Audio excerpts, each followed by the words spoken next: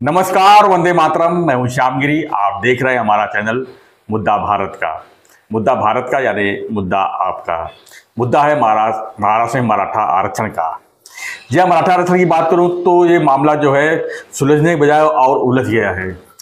विधानसभा में कल जो है सरकार ने जो है काफ़ी तारीफ करके 10% आरक्षण को मंजूरी दे दी और उन्होंने अपने आप को कहा कि हमने जो वादा किया था वो निभाया। लेकिन जो आंदोलन में बैठे, उपोषण में बैठे, जो चेहरा बन चुके मराठा आरक्षण के, मनोज जरांगे टस से मस नहीं हुए और उन्होंने कहा कि यह जो आरक्षण हमें मंजूर नहीं है। उन्हें जो है कुणबी समाज के ओबीसी कोटे से ही आरक्षण चाहिए, ऐसा उनका साफ साफ कहना है। तो इसी विषय पर हम चर्चा के लिए आज हमारे साथ में हैं आशीष राजगौर जी, जो काफ़ी यूट्यूब चैनल में बैकग्राउंड में काम करते हैं, हमारे साथ भी लगे पड़े हैं। यानी कि मुद्दा भारत के जो पर्दे के पीछे काम करते हैं वो आशीष राजगौर हैं। गगन भेदी जो अनिल धत्ते जी का है, उसको भी शुरुआत करने में इनकी बहुत बड़ी भूमिका रही है और ये लगातार जो है यूट्यूब से जुड़े रहते हैं और एक एक मुद्दों को जो है समझते हैं। तो आज हमने अपने स्टूडियो में इनको खास मेहमान के रूप में बुलाया हूं और हम चर्चा करेंगे कि जो मराठा आरक्षण का मामला क्या सुलझने के बजाय सही में उलझ गया है, इसका सोल्यूशन क्या है। आशीष जी, आपका स्वागत है हमारे चैनल में। तहे दिल से मैं स्वागत करता हूं आपका कि आपने हमारे रिक्वेस्ट पर पर्दे के पीछे से पर्दे के सामने आ गए। तो क्या कहेंगे, जो ये लगातार मामला जो है महीनों से चल रहा है, आंदोलन पे आंदोलन हो रही है, मनोज जरांगे की हालत जो है इस तरह नाजुक बनी हुई है इस विषय पर, और वो जो है जिद पे अड़े हुए हैं कि उनको जो है सरसकट आरक्षण ओबीसी कोटे से चाहिए, क्योंकि ओबीसी कोटे के अंदर ही आरक्षण दे सकते हैं, उसके ऊपर जाएंगे तो सुप्रीम कोर्ट में खारिज हो जाएगा। तो आपको क्या लगता है कि जो सरकार ने जो कल बिल पास की है वो क्या है और क्या होना चाहिए था? श्याम भाई, मैं आपको एक पूछना चाहता हूँ जी। ये जो मनोज जरांगे उपोषण पे बैठे थे, जी बरोबर है, बहुत टाइम उपोषण पे बैठे थे और हम लगातार उनका वीडियो भी लगातार, मतलब मुद्दा भारत का तो एक्चुअली जितने दिन वो उपोषण पे बैठे थे, ऐसा एक दिन नहीं रहेगा कि अपना मुद्दा भारत का कवर नहीं। हम लगातार बरोबर है, लगे पड़े हैं। और वो नवी मुंबई का जो क्लोजिंग सेरेमनी था जिसके अंदर उन्होंने बोला कि बस अभी सब हो गया और हमारी जितनी भी मांगे थी पूरी हो गई, वो शिंदे साहब ने और ये सरकार ने पूरी कर दी। बिल्कुल बरोबर है, ये नवी मुंबई का क्लोजिंग रिपोर्ट था। बरोबर है। मुझे एक बात बताइए, उन्होंने मांगा था क्या? उन्होंने तो सब कहा था कि पूरे जितने मराठा समाज है उनको सरसकट आरक्षण चाहिए। बरोबर है। और उनकी एक कंडीशन थी कि हमको कुणबी दाखला दीजिए जी, और सगे सोयरे, मतलब वो मराठी का बहुत रिलेशन में जो भी है उनके रिलेशन को भी आ जाए और उसको कुणबी के अंतर्गत दिया जाए। बरोबर है। कल सरकार ने क्या दिया उनको?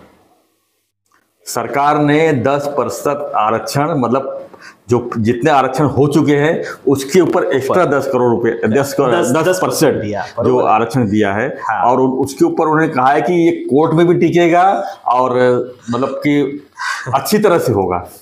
तो उन्होंने दूध मांगा था, तो आपको सरकार को लग रहा है उन्होंने खीर दे दिया। बिल्कुल बिल्कुल। बट जरांगे को लगता है कि उनको पानी मिला है। उसका रीजन मैं आपको बताता हूं कि कुणबी के अंतर्गत आने से क्या होता है ना कि वो ओबीसी कोटे में चले जाते हैं, उनको इमीडिएटली आरक्षण मिल जाता है। बिल्कुल, और भी 25%। बरोबर है। अभी ये जो इन्होंने दिया 2018 में 16% जी फडणवीस साहब ने दिया था। बिल्कुल दिया था ना जी। उसका क्या हो गया? टाइपिस हो गया, हाई कोर्ट से पास हुआ, लेकिन कोर्ट में तो लोग जाते ही हैं अभी। और कौन गया था? भी जाएंगे। और कौन गया था? यही क्या नाम है उनका, गुणवत्त एडवोकेट सदावर्त। बरोबर है। उन्होंने सुप्रीम में चैलेंज किया, अभी भी करेंगे। ठीक है, चैलेंज किया, सब कुछ स्टे में चला गया और फाइनली वो रिजेक्ट हो गया। बरोबर है। वो पास हुआ था यहाँ पे भी 2018 में। बिल्कुल, सब लोगों ने सर्वसम्मति में पास किया था, तभी भी कोई भी पार्टी का ऑब्जेक्शन नहीं था। कल क्या हुआ? सर्वसम्मति से पास हुआ। एक्स्ट्रा 10% देने का बात हुआ। लास्ट टाइम में भी सुप्रीम कोर्ट ने वही बेसिस के ऊपर एक खारिज किया था कि ये संविधान के 50% की लिमिट के बाहर का केस है, तो इसको हम खारिज कर रहे हैं। ठीक है। जो चीज ऑलरेडी खारिज हो चुकी है, जो मराठा समाज को पता है कि खारिज हो चुकी है, नवी मुंबई में जब दिया गया था तब बात तो कुणबी की चल रही थी जी कि हमको मराठाओं को, मतलब बाकायदा जीआर दिखा उनको दिया गया, बरोबर है, हाथ में जीआर दिया गया कि हम ये जीआर मराठाओं को कुणबी के अंदर हम देंगे, और ऑलरेडी 35 लाख या 25 लाख ऑलरेडी हम लोग ने कुणबी प्रमाण पत्र जारी कर दिया है, बरोबर है। वो मांग रहे थे कुणबी के अंदर, कुणबी ओबीसी के अंतर्गत आता है, बरोबर है, उनको इमीडिएटली आरक्षण मिलना चालू हो जाता। हो सकता है कि सपोज उनके 4 करोड़ आदमी हो तो उसमें से 2.5 या 3 करोड़ को मिलता, 1 करोड़ का फिर भी रह जाता। ऐसा जो ये कुणबी नहीं लेने वाले हैं उनके अपोज वाला है, जी जी, बरोबर है। पर कम से कम 2.5-3 करोड़ लोगों को तो काम हो जाता। अभी क्या हो गया है, अभी इलेक्शन टाइम आया है, 2018 में भी इलेक्शन टाइम था जी, तभी भी फडणवीस साहब ने इसको बोल दिया कि हमने इसको 16% दे दिया, हमने 16% दे दिया, बरोबर है। सुप्रीम में गया, खत्म हो गया। अभी भी आपने सर्वसम्मति से मंजूर किया, 100% ये सुप्रीम में चैलेंज होगा ना, बरोबर है। तो जो ऑलरेडी रिजेक्ट हो चुका है और वो उसके लिए राह देखनी पड़ेगी। ऐसा नहीं है कि कल से ही इंप्लीमेंट हो गया या आज से इंप्लीमेंट हो गया, नहीं, तो राज्यपाल के पास जाएगा, उसके बाद सब प्रोसीजर पेंडिंग है। मगर ये अभी क्या हो गया ना, ये प्रोसीजर है जी, तो अभी लोग क्या बोलेंगे, याला एवढा टाइम लागेल शासकीय, तेवढं तर लागणारच आहे। तो क्या हो गया ना कि जो कुणबी से मिलने वाला जो इनकी मांग थी जरांगे पाटिल की, हमको कुणबी का प्रमाण पत्र दे दो, सगे सोयरे का दे दो और हमको इमीडिएटली दे दो, तो इन्होंने सगे सोयरे के ऊपर बोल दिया कुछ 6-6.5 लाख ऑब्जेक्शंस आए हैं, ठीक है, वो आने ही वाले थे। सबसे बड़ा ऑब्जेक्शन तो ओबीसी का समाज का था। आज भी भुजबल साहब इतना, जैसे ही ओबीसी समाज भुजबल साहब इतना वो कर रहे थे, वो भी आया। तो जब इसके अंदर क्या हो गया, आरक्षण दिया, कल नहीं मिला, OBC as it is safe है, हाँ OBC as it is safe है। मराठाओं को आरक्षण मिला कल के डेट में, नहीं मिला। उनको आश्वासन ही मिला वापस जो 2018 में मिला था। 2013 में भी पृथ्वीराज चौहान ने भी ये पास किया था, आपको पता है? नहीं, ये नहीं पता। हाँ, 2013 में पृथ्वीराज चौहान ने भी ये पास किया था, वो भी खारिज हो गई। नहीं, वो उसके अंदर आगे बढ़ा ही नहीं, तो प्रयास किया उन्होंने, पर बेस्ट प्रयास किया फडणवीस साहब तो ने। ये बताइए आशीष जी, उसके अंदर कुछ नहीं मिला, आखिर वापस यही प्रयास किया आपने, रिजल्ट तो वही आने वाला है ना, क्योंकि लड़ने वाले भी तो सामने बहुत हैं। जी जी, ऐसा तो है नहीं कि आपने बोल दिया और कोई ऑब्जेक्शन लेने वाला नहीं है। तो आशीष जी बताइए इसका रास्ता क्या है फिर? किसका? इसी का। देखो ओबीसी में दे नहीं पाएंगे क्योंकि ओबीसी डिस्टर्ब हो जाएगा, पूरा समाज बाहर उठ जाएगा ऊपर कि हम ओबीसी कोटे से किसी भी हालत नहीं दे देंगे, क्योंकि एक थाली में कोई चीज़ रखा हुआ है, उसमें अगर बंटवारा करेंगे तो दिक्कत तो होगी, ओबीसी समाज सीधा ऊपर आ जाएगा। अभी 10% की बात कर रहे हैं, वो जो मंजूर नहीं है, तो आखिर सरकार करेगी क्या? 100% रिजर्वेशन खुद ही बांट देगी पूरा? तो वो तो नहीं कर सकती ना सरकार। तो वही तो ना, तो करे क्या सरकार के, ये स्टेट कोई भी सरकार रहे क्या करे? ये स्टेट गवर्नमेंट के हाथ में है ही नहीं ना, कोई भी सरकार क्या कर लेगी बताइए मेरे को। नहीं तो आखिर में मनोज जरांगे का क्या होगा? नहीं तो क्या उपोषण कर करके? देखो मनोज जरांगे ने जो मांगा उसको मिला क्या? नहीं मिला। उसने क्या मांगा? कुणबी पढ़ा, सबको कुणबी प्रमाण पत्र दो और उसके अंदर जो पॉसिबल नहीं है। ये हुआ क्या? कुछ पॉसिबल ही नहीं हो। तो फिर मेरे को समझ में नहीं आ रहा है कि कल जो इतना लोग, जो पार्टीज हैं, जश्न मना रही हैं कि भाई सब कुछ हो गया, किया वादा निभाया, तो ये तो 2018 में भी हुआ था, तो ये सेम पिक्चर वापस रिपीट होगा क्या 2018 में? ये तो क्या है ना श्याम भाई, ये है ना, आपको एक चेक दे दिया है, हाँ बरोबर है, और उसके ऊपर है ना चेक दे दिया है, डेट भी डाल दिया है कि भाई 1-2 साल में हो जाएगा, मगर साइन नहीं किया है, वटेगा क्या?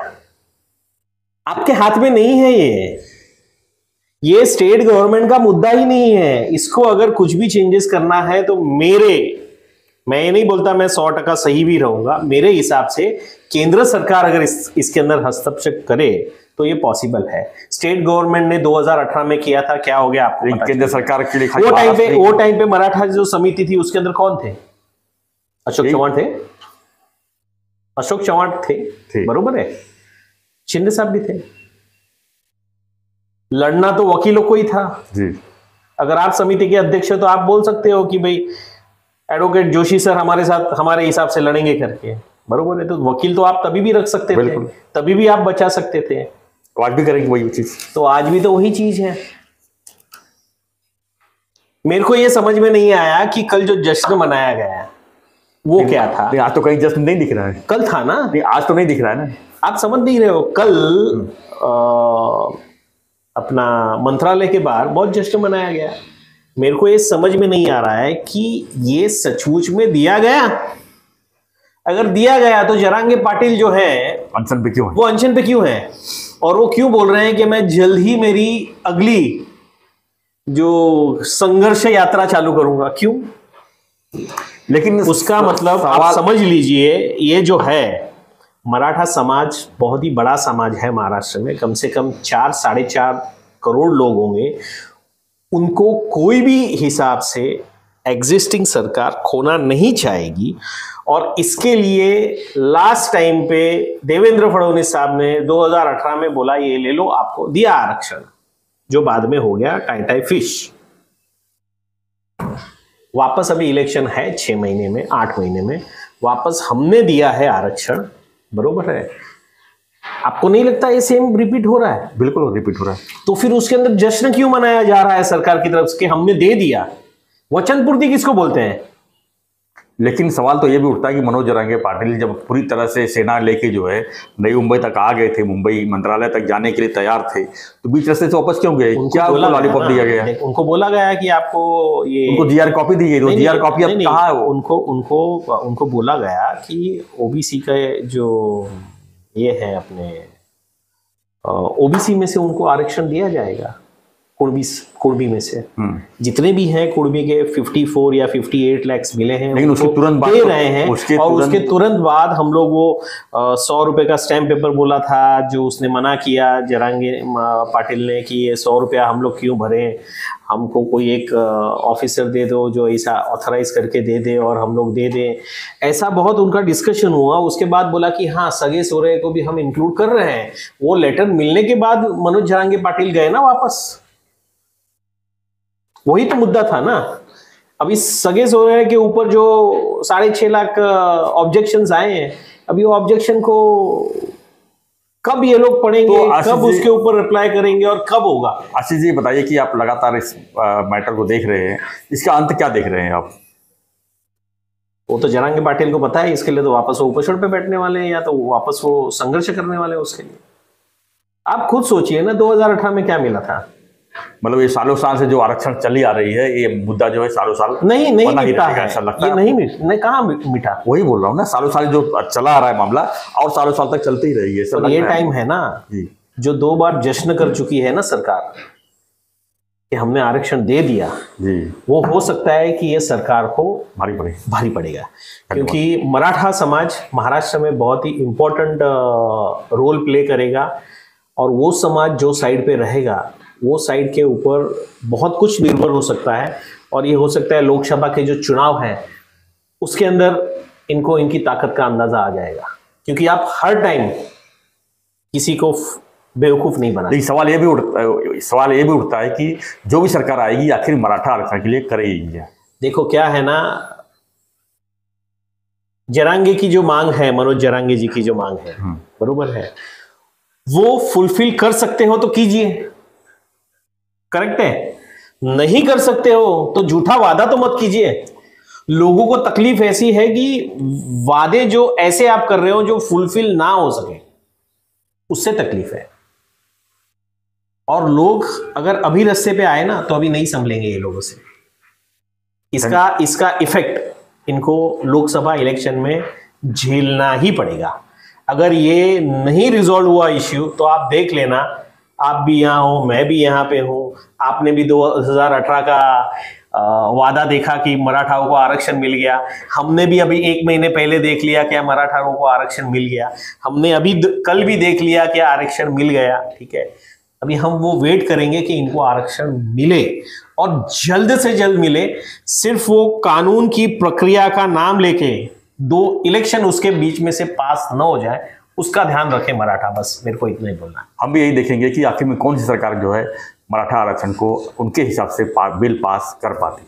धन्यवाद आशीष जी, धन्यवाद। तो हमारा चर्चा ये था कि मराठा आरक्षण का मामला जो है सुलझने से बजाय उलझता हुआ दिख रहा है। तो आपकी क्या प्रतिक्रिया है इस पर, हमें कमेंट बॉक्स में लिखिए। क्या लगता है आपको कि मराठा आरक्षण का मामला जल्दी जल्दी सुलझ पाएगा या किस तरह सुलझेगा? आपकी प्रतिक्रिया बहुत जरूरी है। तो ऐसी खबरों के लिए बने रहिए हमारे साथ, देखते रहिए हमारा चैनल मुद्दा भारत का।